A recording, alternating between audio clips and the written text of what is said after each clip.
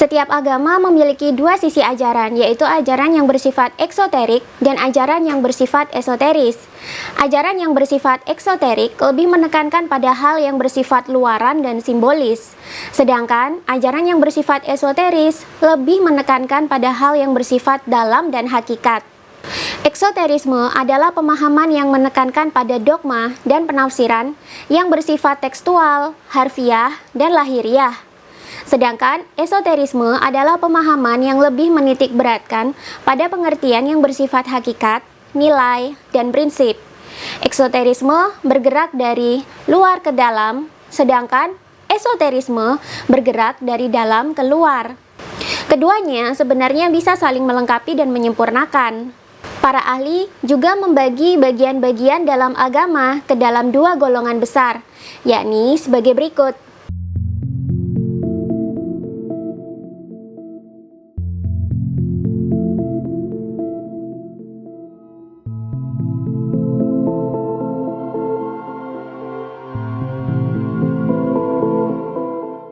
Yang pertama adalah external religion, yakni bagian luar dari agama yang meliputi ajaran, dogma atau doktrin, simbol, ritual atau upacara keagamaan, hukum, halal haram, dan praktek-praktek keagamaan lainnya.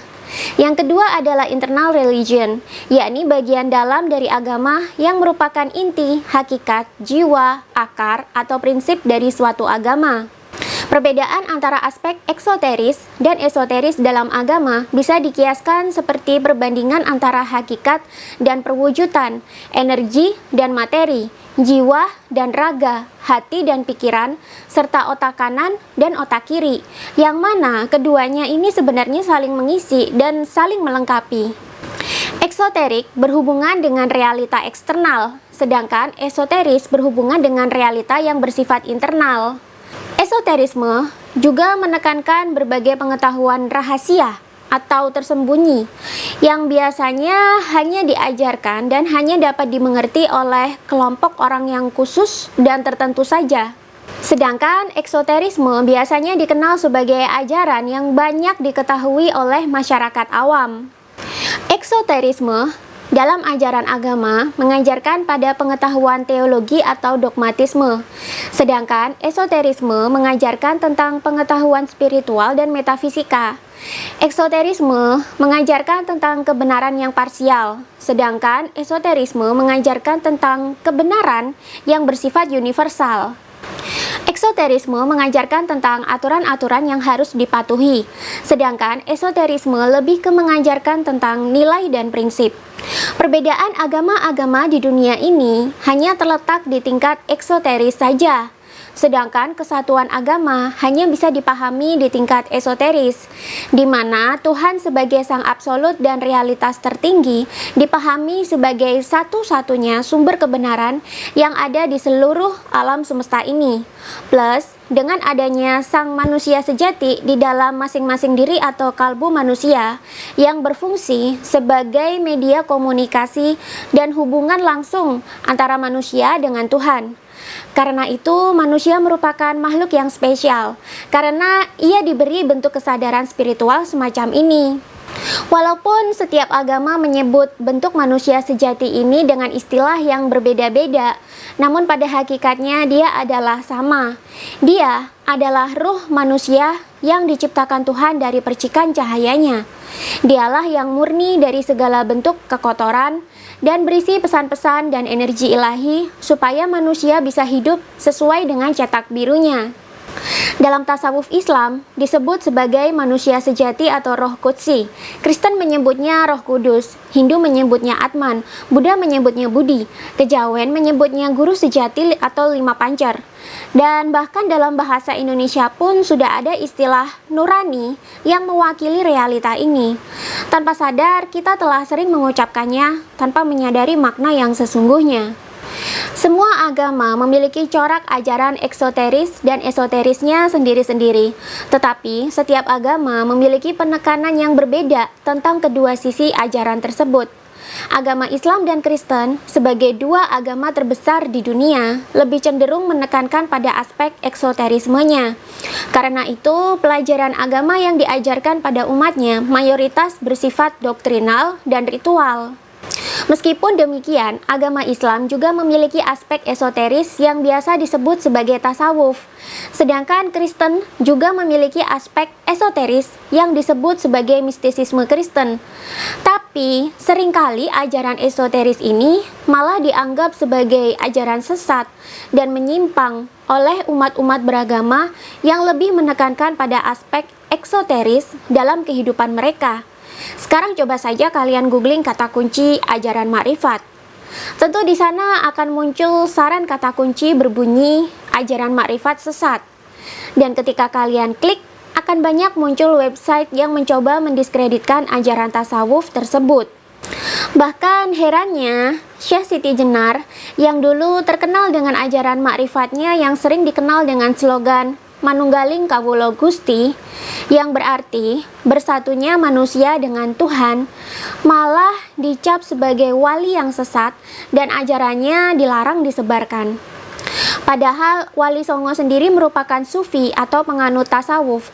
Bahkan jika kalian baca buku Induk Ilmu Kejawen, di sana juga diceritakan bahwa Islam Kejawen yang saat ini menjadi mayoritas Islam di Nusantara atau sering disebut sebagai Islam Nusantara, sebenarnya adalah Islam Sunni yang kental dengan ajaran makrifat dan bisa toleran dengan budaya Jawa Siwa Buddha yang sudah ada sejak zaman Pulau Jawa masih berupa kerajaan Hindu-Buddha. Ajaran makrifat sendiri adalah ajaran mengenal Tuhan yang menjadi salah satu bagian dari tasawuf atau esoterisme Islam. Sekarang, paham kan kenapa Islam di Nusantara itu toleran dan berbeda dengan Islam di Timur Tengah yang keras dan intoleran?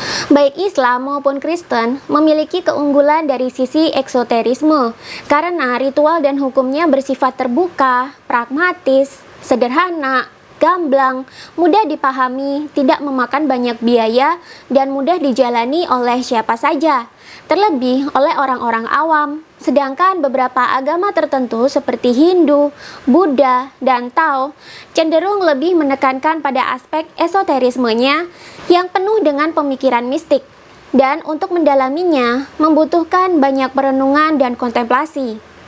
Dalam aliran agama yang cenderung bercorak esoteris atau lebih ke melihat ke dalam diri dan hubungan jiwa langsung dengan Tuhan, tidak ada pakem atau dogma yang kaku, di mana di sini agama dijalani dengan hati nurani dan budi pekerti, bukan dengan seperangkat hukum dan aturan dengan larangan yang tegas.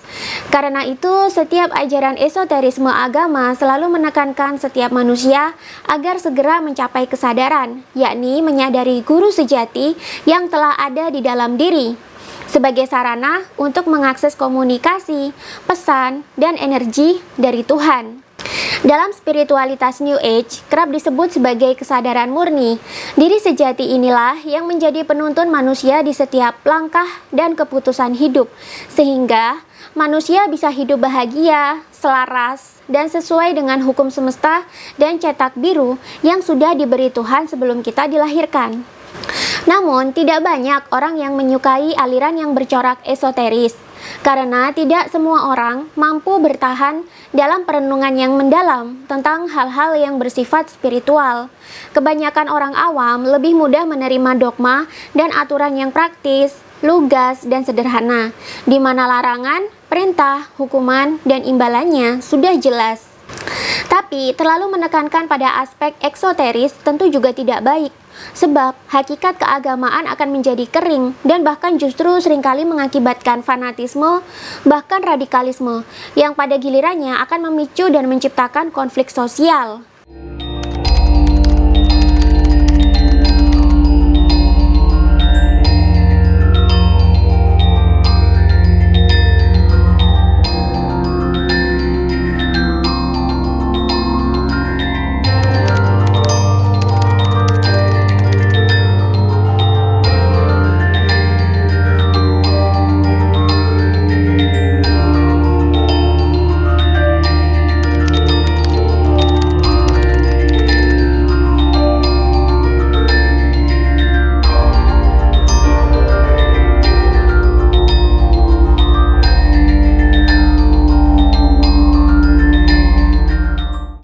Begitu juga terlalu menekankan pada pemahaman yang terlalu esoteris juga tidak baik, sebab tidak praktis, tidak mudah dijalankan, membutuhkan olah batin yang konsisten, serta sulit dipahami oleh khalayak umum.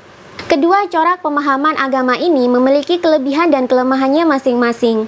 Pemahaman agama yang bercorak eksoteris lebih mudah diterima dan dipahami oleh orang awam, sedangkan yang bercorak esoteris lebih sukar diterima dan dipahami oleh orang awam.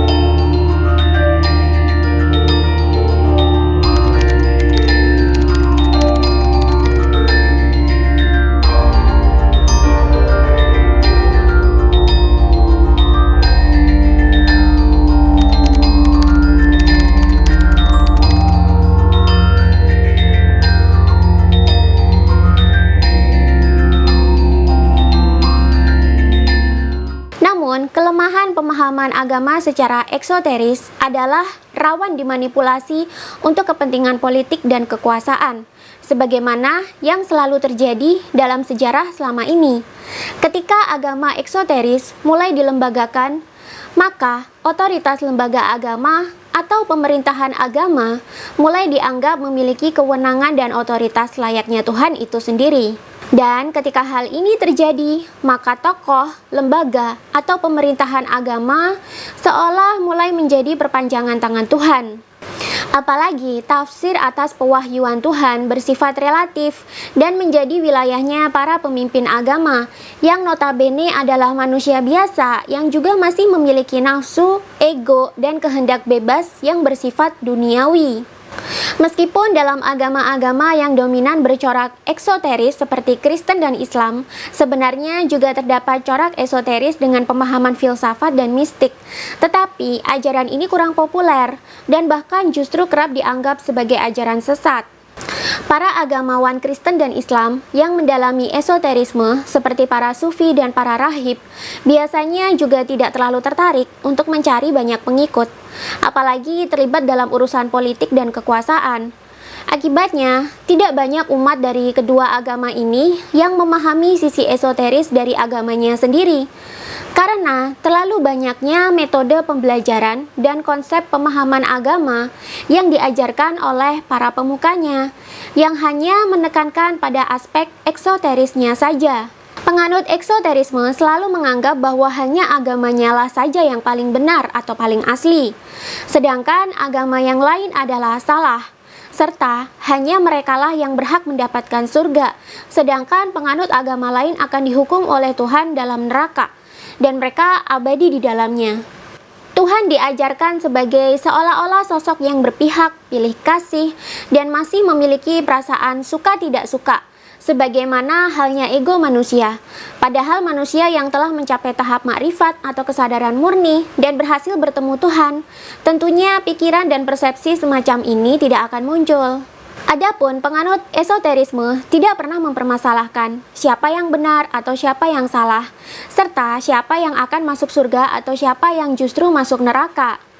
Mereka hanya berfokus pada hati nurani masing-masing dan budi pekerti yang akan membimbing mereka pada penemuan kebenaran sejati.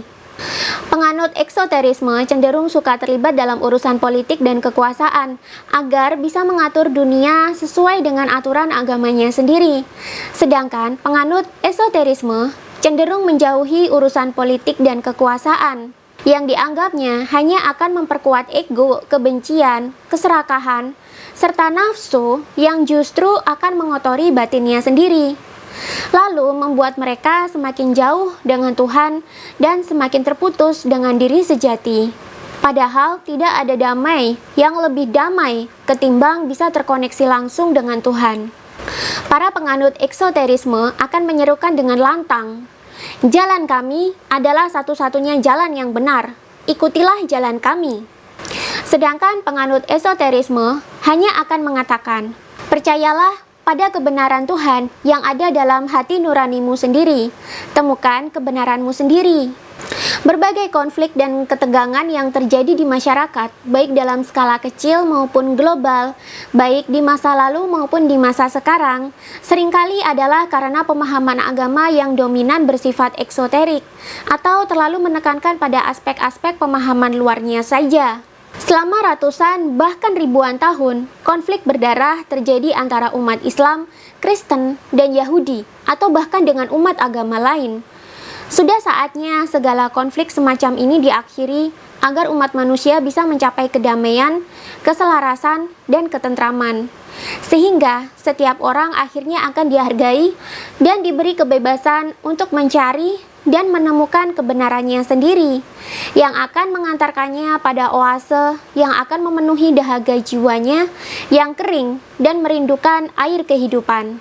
Tuhan itu ibarat langit, sedangkan agama, konsep, atau cara pandang kita dalam melihatnya bisa diibaratkan dengan sebuah jendela. Karena bentuk dan ukuran jendela tiap rumah berbeda, maka langit juga akan tampak berbeda. Meskipun demikian, langit tetaplah satu dan sama, tidak peduli dari sudut manapun ia dipandang. Langit menaungi semua rumah yang ada di darat dan bisa dilihat melalui semua jendela. Bagi orang yang masih terkurung dalam pola pemahaman eksoteris atau terpenjara oleh jendela rumahnya sendiri, maka niscaya dia tidak akan bisa memahami tentang betapa luas dan indahnya langit itu, yang ternyata adalah meliputi semua rumah di daratan tersebut. Hal ini juga bisa diibaratkan dengan fenomena fisika tentang terciptanya pelangi. Pada tahun 1669, ilmuwan ternama Isaac Newton berhasil memecahkan fenomena pelangi ini melalui pembiasan cahaya putih pada prisma kaca yang menghasilkan 7 warna berbeda. Cahaya putih matahari dibiaskan oleh titik-titik air yang muncul setelah hujan turun menjadi 7 warna pelangi atau Michiko Hibiniu, atau merah, jingga, kuning, hijau, biru, nila, dan ungu. Begitu pula semua agama di dunia ini yang memiliki warna yang berbeda di tingkatan eksoterisnya. Perbedaan hanyalah aspek luar dari perwujudan lahiriah yang parsial, sedangkan kesatuan adalah aspek terdalam dari hakikat batiniah yang universal. Sebagaimana halnya ada banyak jenis warna kulit manusia, tapi semua manusia mempunyai perasaan dan hati nurani yang sama. Kebenaran bukanlah pikiran, meskipun pikiran bisa digunakan sebagai alat untuk memahami kebenaran. Kebenaran adalah sederhana, tapi pikiran manusia suka membuat suatu hal menjadi rumit. Kebenaran adalah hening, tetapi pikiran manusia telah menjadikannya sebagai sesuatu yang hiruk-pikuk dan serba ewuh pakewuh. Kebenaran adalah utuh, tapi pikiran manusia suka membagi-bagi. Kebenaran adalah selaras, tapi pikiran manusia suka bertengkar. Kebenaran adalah lengkap dan sempurna, tetapi pikiran manusia suka memecah belah dan mempertentangkan. Kebenaran itu bersifat universal, tapi pikiran manusia telah membatasinya sehingga ia menjadi sesuatu yang parsial dan hanya berlaku bagi sekelompok orang saja. Manusia yang gagal memahami fisikanya Tuhan akan terjebak dalam warna-warni pelangi eksoterisme, sehingga tidak mampu memandang keindahan dan kemurnian dari cahaya putihnya matahari atau esoterisme Tuhan. Sehingga manusia akan sibuk berdebat, bertengkar, berperang, bahkan saling membunuh atas nama Tuhan dan agama. Ini adalah sebuah tindakan konyol dan primitif yang sebenarnya justru akan membuat manusia semakin menjauh dari Tuhan dan dari hati nuraninya. Namun ironisnya, hal ini masih terus terulang sepanjang sejarah peradaban umat manusia, bahkan hingga hari ini.